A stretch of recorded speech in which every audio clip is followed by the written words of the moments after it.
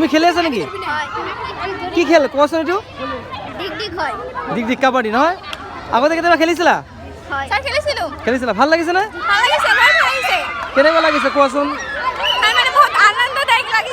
হা অ বঢ়িয়া আগতে কেতিয়াবা খেলিছিলা এটা তোমাৰ টিম কেনেকুৱা পৰ্যায়ত আছে জিকিব নে হাৰিব নাজানা নহয় 7 কাবাডী জিকিব ছোৱালী কাবাডী খেল নাম কি তোমাৰ এইটৰ পৰা এম ই ছেকশ্যনৰ ক্লাছ 6, 7, 8